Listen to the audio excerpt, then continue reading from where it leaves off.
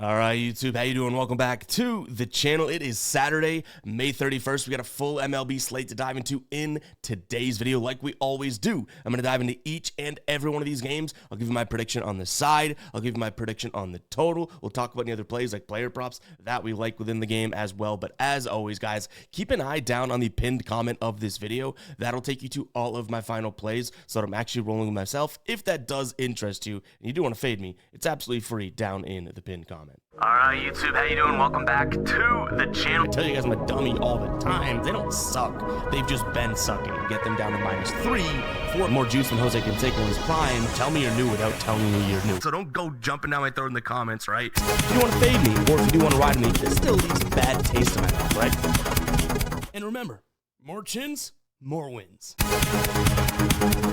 In terms of yesterday, a second straight, honestly, womp worthy of a night. So hopefully we're not falling into a little bit of a rut here because the MLB season has treated us pretty well. But our only dub of the day, and it was a good look, Angels Guardian, I guess ultimately my favorite play of the day, but what's it matter, right? They're all one unit plays. That one comes through that first 5 under. The Astros team total over. Nope. Tigers Royals first 5 under. Definitely nope. Adolis Garcia was a push, which almost feels like a win in this case because I bet based on how well we did yesterday, I mean, if he played, he probably would have hit like 3 home runs. And then Brian Reynolds, next time you guys see me, he probably will, not even probably, he will have his face etched in stone there on the DNB, the Do Not Bet graveyard, alongside the Padres and Jonathan India for now, because we even said it in yesterday's video, man. Every time we touch Brian Reynolds, good things seem to happen for him, which is bad because we're usually taking his unders. We also didn't have a ride of the day yesterday, so let's get that thing going today. Use that hashtag ride of the day down in the comments. I jump on board with one person's play each and every day.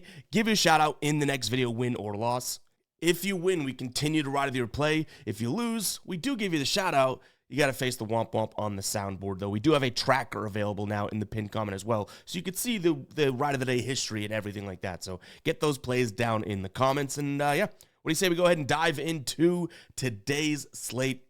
Hit that like button, hit that subscribe button. Let's try and do a little bit better than yesterday, right? Nothing's ever given in this damn industry, though. But let's jump into it.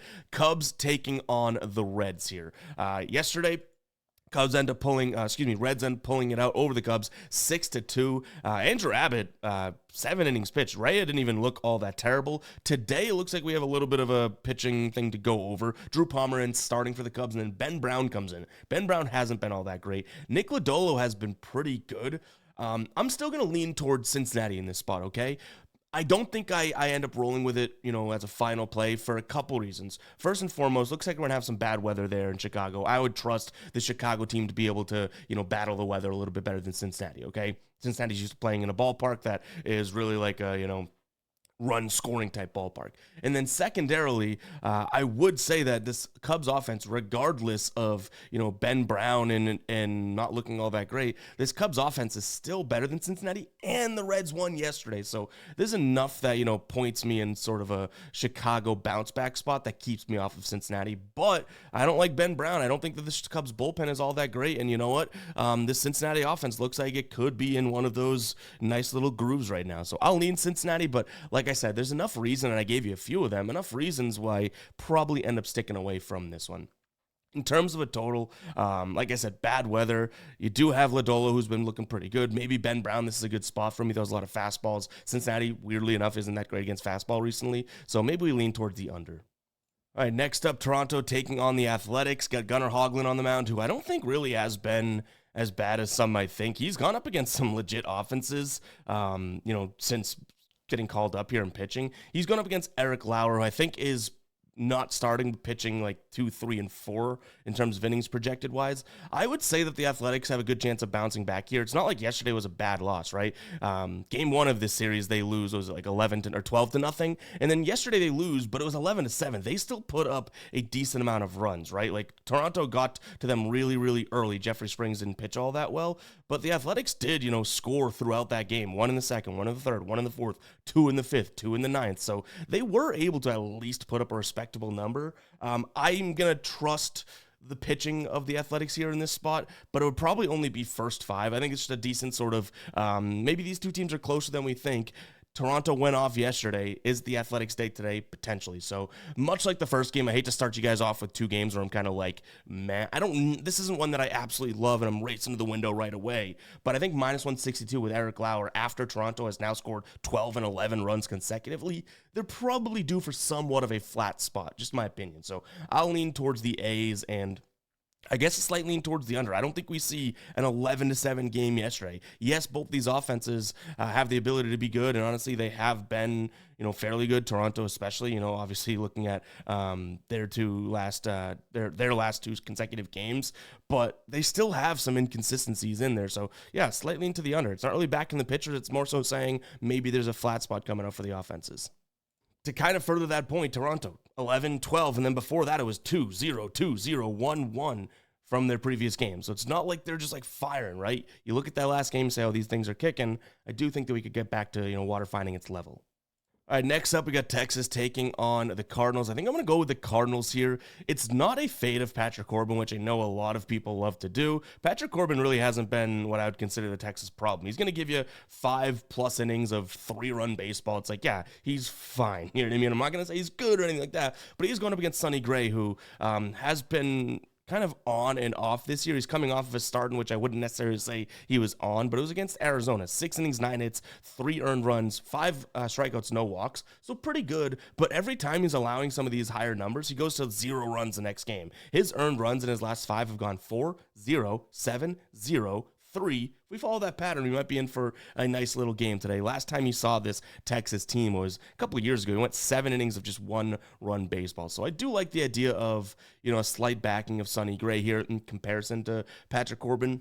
So give me the Cardinals overall. Looking at the bullpens, fairly tight in terms of, who's better. But offensively, even with the Cardinals, who are slightly worse against lefties, I don't think there's any question as to who is better offensively. It's the Cardinals. In terms of a total, maybe a Cardinals team total over. Yes, Patrick Corbin has been good, like I said, but I do think, again, he's going to give you, 5+ innings of 3-run baseball. If we can get their team total at somewhat of a manageable price at, over 3.5, then maybe that's what we consider, because then we don't have to worry about Sonny Gray being good or anything like that. All right, Baltimore taking on Chicago. This is what I would consider a Baltimore spot. Dean Kramer against Davis Martin. But realistically, do we want to pay minus 198, almost minus 200 for a Baltimore team? Like yesterday, they were similar odds, right? Were they 205? That was Eflin, and then I forget who ended up pitching for the. Did Burt get the primary start? But regardless, it was just 2-1. Like if you went with the Orioles, you paid a heavy price tag and had to sweat that one out big time. Now, I will say they scored 2, and it was 2-0 heading into the 9th. Chicago scored 1. So I guess you had a 2-run lead going into the 9th, right? But I bet there's some Baltimore minus 1.5ers out there that didn't like that, and that is the key when being the home team and having that minus 1.5, right? They didn't get their last rebuttal there. Today, like I said, it's probably a Baltimore spot. Do I love Dean Kramer? No. Davis Martin has been okay, but at some point you also could sense some regression from him, right? So give me Baltimore, maybe their team total over or their first 5-run line, as well as a slight lean to the under. That 9.5 worries me a little bit. I think we have some good weather in Camden, and the fact that it was 2-1 yesterday, and then the next game they're like, hey, let's bump it up, tells me a little something, right? So I'll lean slightly in that direction, but I'm kind of hesitant there. All right, next up, we have Philadelphia taking on Milwaukee. Jesus Luzardo's on the mound going up against Chad Patrick. Chad Patrick has been pretty good, so I'm going to give him credit there. I do like Philadelphia in this spot. Minus 0.5 in the first 5, you're going to be getting 121 odds, minus 121, which I do think is fair. Luzardo should have a decent day against him now. In his career against his current roster, very good numbers. 44 plate appearances, so a meh sample size, right? But a 175 average against and a WOBA against of 212. This Milwaukee team is kind of on fire right now. I can't deny it, right? Their offense in their 5 straight wins that they have, 6 runs, 3 runs, 5 runs, 6 runs, 6 runs. But I will throw in that they are away from home, and this is a different home team than road team. So I think that that's going to matter a little bit, just a little bit, enough for Philadelphia to bounce back after losing yesterday. What was it, like 6-2, right? So I like Philly in the first 5 here, trusting Jesus Luzardo. I could also pivot towards a first 5 under for the Milwaukee team total, or Jesus Luzardo under 2.5 earned runs. I kind of like that one as well. So yeah, kind of really banking on him, I guess, in a sense, to go out there and pitch a good game. But first 5 run line would get the job done at a much better price tag, right? Instead of his under 2.5 earned runs for -160, you can get them at -121 right now for first 5 -0.5. So I think that's the direction I'd lean in. But in terms of a total, I would kind of split it, either Milwaukee team total under or Philly team total over. All right, Atlanta taking on the Red Sox. You have Swellenbach on the mound going up against Walker Buehler. Walker Buehler looked okay in his last start against Baltimore, but it was Baltimore, right? And he looked really good in that last start against New York, but he gets ejected for arguing a strike. You have Swellenbach, who has been very consistent and just a very good pitcher. So I do think that there is a pitching advantage on the Braves side of things. The Red Sox take the win yesterday. Earlier in the year when these two teams played, it was kind of a back-and-forth series as well, but realistically, I think the Braves showed that they were the better team. So the fact that the Red Sox won yesterday against a team that I do think is better than them as of right now, and they used a bunch of bullpen arms, this is probably a spot in which we can trust the Braves to some degree. Now, I will say, their guys in the bullpen have been pitching a decent amount as well, but I think they only have one guy, and it's Pierce Johnson, who could be important, especially as a righty, who's pitched 2 consecutive days. Everyone else is most likely able to go out there and pitch. So I will lean Braves in this spot. It's just a matter of if we can really swallow that price tag. It is kind of hefty at -160. In fact, what are the updated odds here? Do we have anything better than that? Red Sox, yeah, -170 now, so this thing's moving. It's probably Atlanta first 5 run line now or nothing for me. In terms of a total, I don't mind the idea of an under. I think that this could be a 5-3 or 4-3 type of a game. But again, if Walker Buehler goes out there and has one of his starts that he has had a couple of those this year where he's like, hey, let's toss batting practice. He hasn't done that in a long time, but that could worry me because his Braves offense, I do think, has a little bit of juice right now, even though they still have those sprinkled in 1-run, 0-run games. It's like those are sort of the anomalies now, not necessarily at the beginning of the year when they struggled to score any runs. Mets, Colorado, we don't have to spend too much time on this one. Kodai Senga going up against Antonio Sensatella. Kodai Senga has obviously been very good this year. In fact, his season numbers are pretty impressive, right? 1.4 ERA, a 1.24 whip, which is okay, but then it goes to a 3.12 FIP, average against of 214, strikeout rate right at 23, so he's looked pretty good. He's going to throw the fastball, which is a Colorado pitch that they struggle against. So yeah, Mets run line in this one, but I think you even have a pretty hefty price on that. Like, I don't know if this is totally worth it. -170 for Mets, -1.5. No thank you there. What I can get behind is honestly Colorado probably team total under. Right now, you can get that team total under 2.5. I don't necessarily mind this spot there. This should be a spot for Senga, and in terms of their last few games here, they've hit the under in 4 of their last 3. On the season, they've hit the under in 51% of games, but went on the road in 62% of games, going up against the righty 62 as well. So seems like it could actually be a decent spot for them to score 2 runs. I know it's kind of crazy to be asking for a team to go out there and score, 2 runs or fewer, but I don't necessarily see Colorado's fast track to scoring a bunch of runs here, you know what I mean? And I believe we had one player prop noted in this one, so let's see what we got here. It's on the other side of things. I kind of thought it was a Rocky. I'd forgotten, but we have Alvarez here of the Mets under 1.5 hits, runs, and RBIs. Sensatella's going to throw a lot of fastballs and a lot of sliders. The fastballs he does struggle against. The slider he hits okay, but you're going to get the fastball 54% of the time. This guy's a 302 WOBA on the season. His fastball against that, his strikeout rate jumps to 52%, which is crazy, and his WOBA drops down to 241. So I do think that this could be a nice spot for an Alvarez under. That being said, you got the Rockies bullpen, you got a plethora of reasons as to why this guy might have a decent game, because he's going to be part of a good offense, right? It's not bases, it's not just from his hits. He could walk and score twice and this thing will be over. So I think we like this one, but we might be like a half unit play, I would expect, if you see that as a final play, just because of I can rationalize some reasons as to why the opposite could be the case. All right, Miami taking on San Francisco, and I've already kind of mapped out a way that I think I might be splitting a full unit on this game. So you have Edward Cabrera going up against Robbie Ray. This San Francisco bullpen used a bunch of arms, like 6 arms yesterday. Now, most of those guys could go again today, but I assume they do want to lean on Robbie Ray in what I would consider a pretty favorable spot for him. He's a lefty. Miami in the last 30 days here, dead last in average, dead last in WRC+, dead last in OPS, dead last in ISO, dead last in slugging against lefties. So Robbie Ray probably in a fine spot here today to maybe give us some length. So I like Robbie Ray's over and outs at 17.5 right now for a little bit of juice. I also like his under 2.5 earned runs. And I like the first 5 under 4.5 in this spot. So yeah, that's, again, kind of juiced, but I would say my under 4.5 is -140, over 17.5 outs for him, -158. And then the earned runs, I want to say is, let's see if we can find the odds for that, -150. So you're kind of right in that ballpark of -150. A lot of juice to be paid, but I do think the scheme or, the script kind of plays out pretty well here for him. So I'm kind of backing Robbie Ray and a low-scoring game through the first 5. Let's not forget that Edward Cabrera has been decent, and his pitch mix should be pretty good against the San Fran offense that really hasn't been all that, great, right? Over their last 3 games, the San Francisco offense is not scoring. Over the last, I would say, 10 games, they've failed to reach 5 runs. So yes, they're the better team than Miami. Miami is at home, I get that, but I do think that this is still a spot where Cabrera could pitch fairly well. So first 5 under, also backing Robbie Ray. I guess if I had to pick a side, it would be San Francisco, but through the first 5. But I do like all those Robbie Ray spots better than I do picking an actual side here. So heavy player prop here, and it's kind of revolving around one game script. If that doesn't happen, we could be looking at you losing all 3 of these. But again, those 3 added up will just be like one normal play because we'll be splitting up a unit.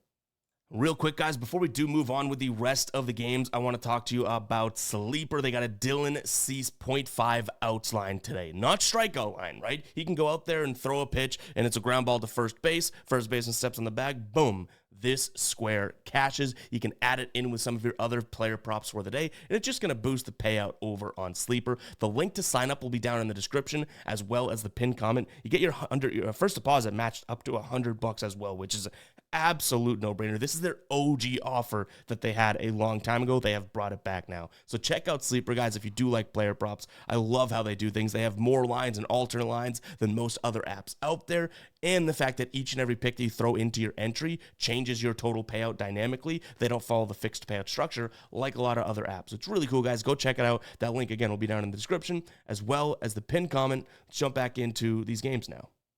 All right, I've been banging my head against the wall over this game this morning because I'm really trying to figure out a way that we can back Scooble, but it's tough to. Like, I would say first 5 run line, but don't know how much I love that. Michael Wacha's on the other side of things, and it's not like he's a bad pitcher whatsoever. So this is a tough one. I think in some way, shape, or form, I want to get to the Detroit side of things, but it's either too expensive, the price I don't really agree with, or, some of the spots, like even them on the first 5 run line, they don't even have the greatest record with Scooble on the mound in the first 5, which is kind of crazy. This season, just 55% of games. Last year, I think it was like 65, so that's a big difference. And when they're on the road here, they've actually lost the first 5, 3 of his 5 starts on the road. So kind of worrisome, I guess. For me, you could look at head-to-head also when Tarek Skubal pitches, or Tarek Skubal. They're 2 and 3 in the first 5. When Michael Wacha's on the mound, they've actually been pretty good on the Royals side of things. So yeah, it's tough. Again, my goal would be to get to the Tigers some way, shape, or form, getting a good price behind Skubal, but not sure if we're fully going to be able to do that. Even him from an outs perspective, because they did use a lot of bullpen arms yesterday, I think his outs were like 19 or something, 18 and a half. So that's even asking for a lot, right? Having to pitch into the 7th inning. So yeah, not to say I got nothing for you, but I kind of got nothing. You know what I mean? I want the Tigers. I like them on the money line, maybe first 5 run line to get a better number. But other than that, kind of at a standstill. I don't mind the idea of a first 5 under or an under in the game. Like I said, I'm giving Michael Wacha some credit, and we obviously know that Tarek Skubal is fantastic. So an under probably is a decent starting place. And from a player prop perspective, it's expensive, but I have this thing, in terms of what we have in the -180s, and a lot of other books actually have it in the -180s as well, or -170s. So for -160 right now, Gleyber Torres under 1.5 total bases. I do like the look there. I would also maybe pivot to his under 1.5 hits, runs, and RBIs kind of as a secondary spot, because you can get near even odds there. So I think there's a chance that we end up splitting, I'd say, a unit between those two, because I think that Michael Wacha, his pitch mix and his history against Torres is pretty damn good. So maybe we look at a half unit on his under in bases, which is juiced, and then his under in 1.5 hits, runs, and RBIs, which is, again, minus 102, near even odds, kind of getting the best of both worlds there. I talked about his he's been really good recently, but his matchup here should be good. He's worse against righties. Wacha's better against right-handed bats, and his average against Wacha in 22 plate appearances is 0.53 with one hit on base of 182. So hopefully that can keep going. He's going to see the fastball, changeup, cutter, and slider, all of those pitches. In fact, out of the pitch mix from Wacha, who has a big one, only one pitch, which is the sinker, he actually has a positive WOBA on. So yes, I kind of like that, even though Torres has been pretty good. It's a little worrisome, especially with the Tigers kind of rolling right now, but that's going to be a chance that we take. Moving on to Cleveland taking on the Angels. Hendricks on the mound going up against Slade Ciccone. I'm not fully sold on Slade. I mean, other than him having an awesome name, and we knew that, a couple of years ago too, right? He's pitched against, it was Detroit who had a really bad game, and then Cincinnati who kind of got to him through 5 innings, right? He does strike out a decent amount of guys, and obviously this is an Angels team that, if you can strike out, they will gladly strike out. I think they actually over the last 30 days have struck out more than anyone else, so maybe that's a way you can back Slade Ciccone, but I don't really sit here and think that, a good spot would be looking at Cleveland at that price tag. Yes, to the better team. I don't think anyone would really deny that. And the Angels ended up winning yesterday. So there's a lot of reasons why Cleveland probably bounces back with an easy win today. But in the minus 180s, that's a little bit crazy. So I would actually say maybe a lean towards an under or a first 500 because, hey, if Slade goes out there and does his thing, great. But this Cleveland offense, you can't sit here and say that they're going to do this forever, right? Scoring, 7 runs a game, they score 1 run yesterday. Maybe they're on their way down. Now, you could just argue me because mine's a maybe. You could be like, well, maybe they bounce back from 1 run. I get it. That's why there's some question marks here. I think that Slade Ciccone here for plus money, taking a peek at his over in strikeouts, could be a decent look. I mean, he has 8 strikeouts and 6 strikeouts through 5 and 6 innings so far this season. If we look at Cleveland's bullpen, they pitched a few guys yesterday. I would say that they're in fine shape, so any sort of blip on the radar, they could yank him, but he's going up against the Angels. Like I just mentioned, this Angels team really likes to strike out. They're striking out 27% of the time so far this year. 27.4 gets even higher when you look at the last 30 days. His fastball isn't the strikeout pitch, but the slider probably is. And he'll also go to that curve, right? So I think that he's got enough movement where he could kind of punch a few out. But right now it's for plus money, 5.5. Asking for 6 strikeouts is a decent amount. I get that. But that's probably where I'd go in this one. So I'll lean that. I'll also take a peek at the under. I don't think the Guardians are worth the price, so by default, give me Hendricks and the Angels. That's scary to say. Houston taking on Tampa Bay. It figures. We take 2 games in a row now. We take one of the best home teams in baseball, the Astros, right? And take their team total over. And they don't come through either time. Today you got Colton Gordon going up against Zach Littell. I think this is another spot in which I'm seeing clearly, but clearly not clearly, another spot for a team total over here. You're going to get a lot of splitters, a lot of sinkers and fastballs here from Zach Littell. I could see Houston being able to hit him. In his career against this team, he has some decent numbers, but realistically, you get under the hood and it's not all that great for Zach Littell. Whereas Colton Gordon on the other side of things probably will be okay, and he's a lefty. That should serve well. So I guess I like Houston in this spot. I want to go team total over, but we've been getting screwed with that. So maybe it just is a Houston money line play, because if we just did that yesterday, that would have come through, right? Which is the annoying part. So yeah, I guess Houston money line in this spot is what I like the most. I think you're getting a good price tag, and just because you maybe have a pitcher who doesn't exactly have as much experience and whatnot as Zach Littell on the other side of things, I feel like you're getting a price that kind of I don't know if the price totally aligns. And Tampa Bay's bullpen should be good to go. Houston's also good to go. So I think this is a spot in which, yeah, I like them on the money line. So yeah, let's go with that. Houston money line. Let's not overthink it. We've been overthinking it, getting crafty with their team totals, overs, and whatnot. Let's just go, hey, go win the game, boys. You know what I mean? So that's where we want to lean towards. In terms of the total here, like I said, Houston team total over is probably something that I like, but ultimately that's been failing us. So I'm going to lean over because Tampa Bay certainly could get to Colton Gordon. Who knows? But I really, this is how it started. I started with team total over, and I was like, well, you've gotten burned twice. Maybe look at them on the money line. On the money line, I still think they need to score runs, and I also do think that Colton Gordon's not the shutdown guy, right? So it's like, yeah, maybe an over is maybe an over is best, but I think we're going to go with Houston money line. You see how much this Houston team's in my head? I feel like I just confused myself. If I confuse myself, I can only imagine how confused some of you guys might be watching. All right, Seattle taking on Minnesota. You got Bryce Miller going up against Bailey Ober. Bailey Ober has been really good as of late. Last 5 starts here, 1.4 ERA, only allowing about 5 hits per game, walking 1 guy per game. Can't really say the same for Bryce Miller. Now, his numbers aren't terrible. 3 walks per game on 4 strikeouts isn't great, but for his ERA over the last 5, 3 earned runs. He only pitched in about 4 2/3, 5 hits per game. It's not like those are terrible numbers, but compared to Bailey Ober, they aren't the same, right? I think I like the Twins here at near even odds on the road.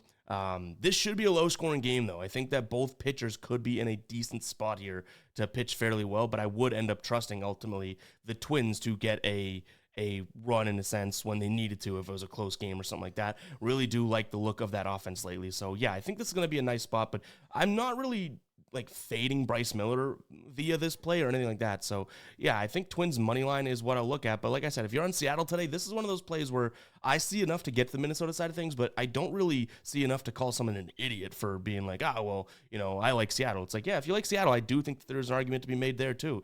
But their offense is starting to slow down, and they will see a lot of fastballs and sliders from Ober, right? And those are 2 pitches they really do struggle with. 26 in the last 30 days in terms of runs above average per 100 pitches seen against the fastball, and then 22nd against the slider. So Ober, I'm thinking, goes out there and has a decent game. In terms of a total, like I said, first 5 under, but you're not exactly going to get the best number there because that total is way down at 7. Yankees, Dodgers. Dodgers battle back late to get the win yesterday. Today you have Landon Knack going up against Will Warren. Not exactly the most premier guys from either one of these rotations, but obviously the Dodgers banged up. And honestly, Will Warren's been pretty good this year, so I can't be too harsh.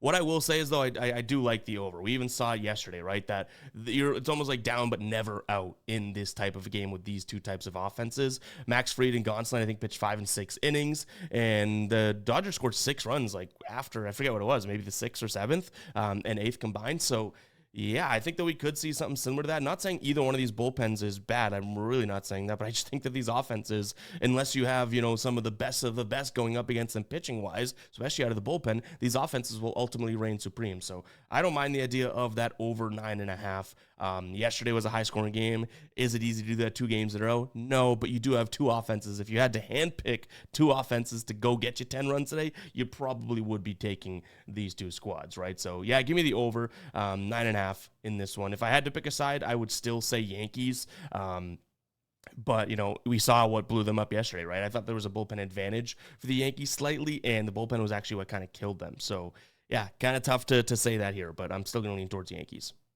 All right, San Diego taking on Pittsburgh. We can kind of go through this one fairly quickly. We got Dylan Cease on the mound against Bailey Falter. Now, I don't think San Diego's offense is all that great, and not all that great against lefties either, right? So we do have a way to be like, oh, well, maybe Bailey Falter is going to pitch well, blah, blah, blah.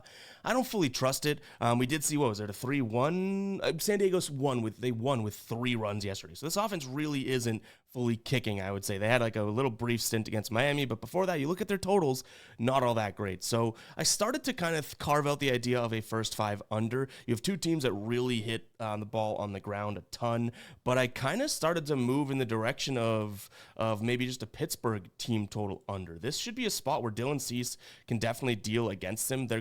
He's going to throw fastball, slider pretty much exclusively. Pittsburgh dead last against the fastball last 30 days in terms of runs above average, and the slider third to last. So, yeah, I'm kind of hoping for a slight Dylan Cease, maybe masterclass in this one. Dylan Cease used to be one of our guys, right? Like the Zach Gallons or the Gosmans or the Evaldis, where we almost like blindly back him no matter what because we liked him so much. That's not always the best thing to do, but I think that he can go out there and, hold this Pirates team to 1 run, who they're holding themselves to 1 run at time. This season, 55% of their games, they've hit the under 1.5 in the first 5. Against righties, 51. But on the road here, 51. And against righties on the road, yeah, about 50-50. But in their last 10, they're averaging just 1 run per game. They've only hit it they've only hit it 3 times on the road. So, yeah, that's a lot of blabbering. I think that we could see a Dylan Cease nice game here today. I'm going to lean towards the total for the Pirates in the first 5 under 1.5.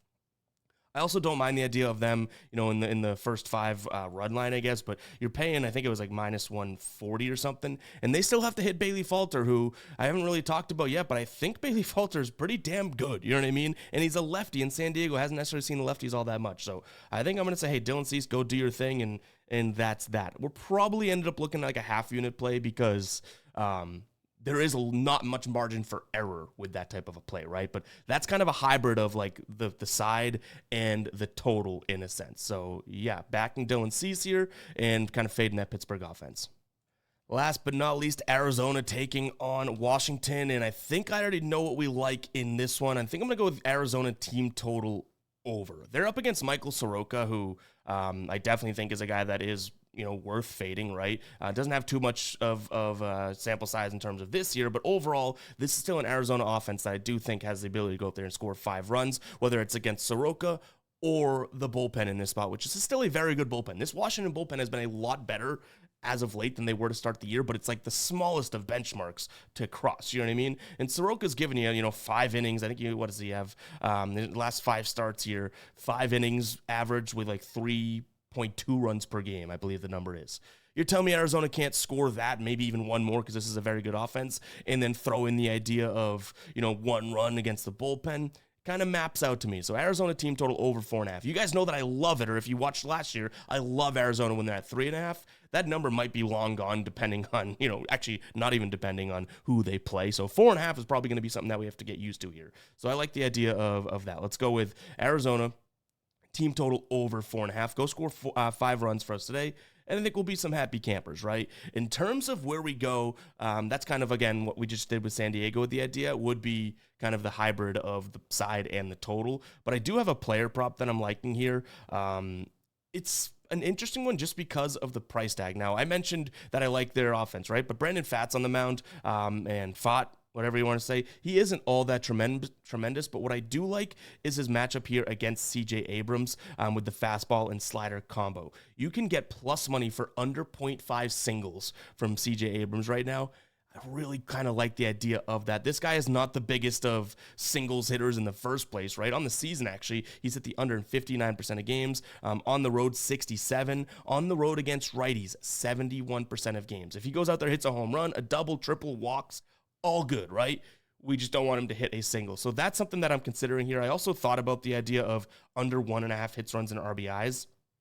But surprisingly enough, like that doesn't seem like it's the best of your best case scenarios in a sense. Like even looking at his total bases here against right-handed pitchers this year, which Pfaadt is, his extra base hit percentage jumped. So it's not like I'm totally backing Pfaadt. It's taking a plus money shot here for under a single. If he doesn't get a hit, great, I'm okay with that. But if he goes out there and hits 2 home runs, I'm also okay with that because we're specifying the singles. So yeah, CJ Abrams under 0.5 singles, rare type of play for us. Usually we're not dabbling in that market, but it popped up, and I honestly do kind of like this spot here. But guys, it's going to wrap it up for today's show. Hopefully you did enjoy. If you did, go ahead and hit that like button, hit that subscribe button, comment 32 down below. Make sure you're getting your ride of the days in as well. We have the tracker, which I didn't show in this one, but we're going to do some really cool stuff towards the end of the year once we get a lot of ride of the days in. So very, very excited, guys. Again, comment 32 if you made it this far, and I'll catch you guys in the next one, all right? Peace out.